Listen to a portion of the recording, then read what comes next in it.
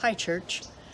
As we come to this week of Thanksgiving, I know that it is often tempting to try to look at life through rose-colored glasses and to try to just kind of put a happy slant on things and to assure others that everything will be great, it will all be fine, God will work it all out.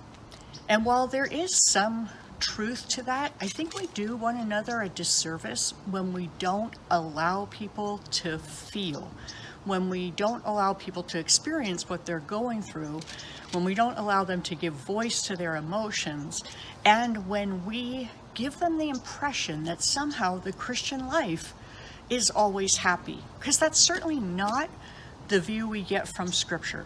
Listen to these 3 verses from Psalm 34.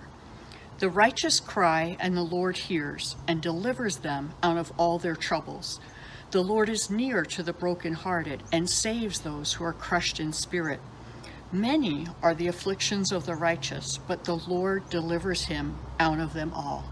And just in looking at those 3 verses, we get the picture that you can be righteous, you can be walking rightly with God and still have many troubles and still have a lot of afflictions and still be crushed in spirit. The good news is that God is with us and that he ultimately delivers us out of them. But the Bible doesn't put a timeline on that. It doesn't say for a few days and then everything will be okay. It doesn't put a guarantee of how that deliverance will come, that those who are crushed in spirit will get all of their prayers answered in the way they want them to, that those who are sick will be healed in the way that we think of healing as physical healing on this earth, that those who are grieving will have their loved ones return to them so that there won't be any more grief. We need to hold on to what Scripture actually says, that God is near, that he is active. It's on his timetable and it's in his ways. But let's comfort one another with truth rather than just trying to wipe everything away or try to give assurances that the Bible never gives. This Thanksgiving is going to be hard for some of us. It's going to be hard for some of us because there are people missing from our families. It's going to be hard for some of us because we can't celebrate in the way we're accustomed to.